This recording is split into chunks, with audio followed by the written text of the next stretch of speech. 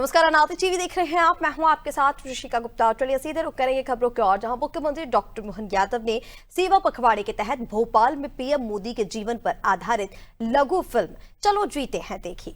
इस दौरान सीएम ने कहा कि प्रधानमंत्री नरेंद्र मोदी जी का पूरा जीवन ही राष्ट्र प्रथम की भावना के साथ देश और जनता की सेवा के लिए समर्पित है। प्रधानमंत्री की खदान से निकले हुए कोहिनूर हीरे की तरह वैश्विक मंच पर चमक रहे हैं और वो बचपन से ही कई संघर्षों से जूझ कर आए। देश और जनता की सेवा कैसे करनी चाहिए, ये भाजपा कार्यकर्ताओं को प्रधानमंत्री जी के जीवन से सीखना चाहिए।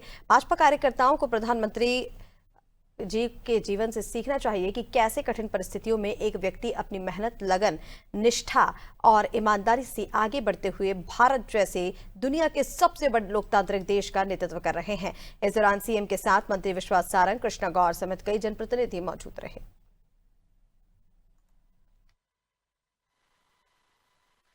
धार जैसे आदिवासी अंचल में उनका 75वां जन्म दिवस मना करके हमने एक तरह से हमारे राष्ट्र नायक का आज का गौरवशाली पक्ष देखा है। विश्व के सर्वाधिक लोकप्रिय व्यक्तित्व में से एक माननीय मोदी जी के जीवन की कठिनाइयों को लेकर आज ये लघु फिल्म के माध्यम से बाल्यकाल से चलो जीते हैं कि जो एक ध्येय वाक्य को लेकर के इतनी कठिनाइयों के बावजूद भी अपने तरीके से मार्ग निकालना, अपने जन्म और जीवन को सिद्ध करना, हम इसको इतना ही समझ सकते हैं कि कोयले की खदान से जैसे हीरा निकलता है, बड़ा कठिन जाता है उस खदान के हीरे को तराशना, ढूंढना, निकालना, लेकिन खदान धन्य होती है जब हीरा मिलकर के कोहिनूर निकल करके आता है।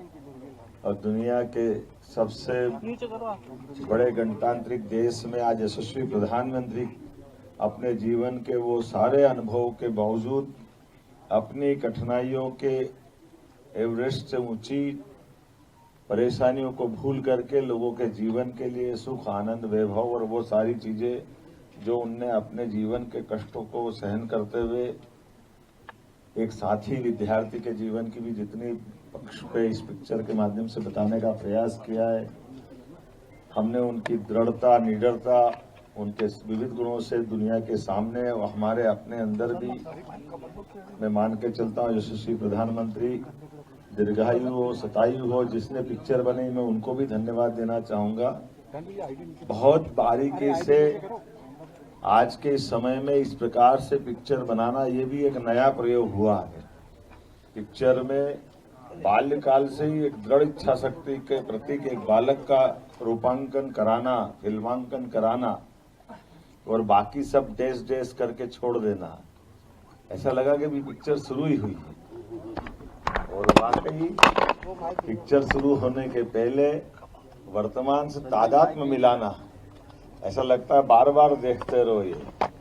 और वो कठिनाइयों से हम सब संकल्प लें, हम सब उनके जीवन से सीखें।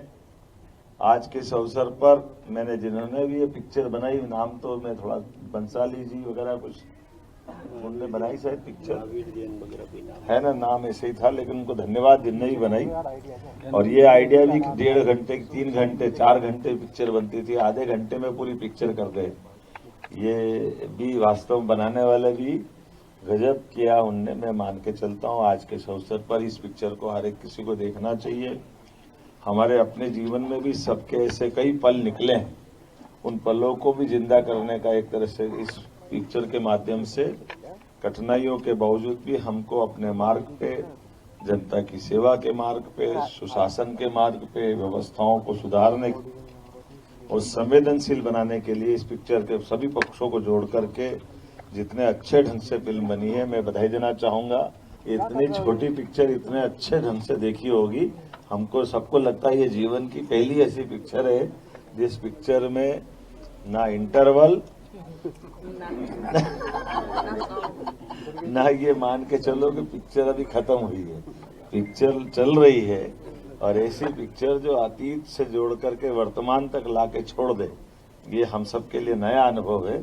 और भगवान करे ये पिक्चर 17 mm की और अच्छी तक चलती जाए 2029 में भी और अच्छे से निकल के आए, ये शुभकामना देकर 2047 तक जब भारत का अमृत काल की कल्पना की गई कि दुनिया का सिरमौर भारत बने, परमात्मा करे दीर्घायु हो, यशस्वी हो प्रधानमंत्री जी के लिए, हम सब उनके जीवन के निरोगी रहते हुए पूरे देश और दुनिया का मार्गदर्शन करते रहे, इस लायक भारत को बनाए रखे।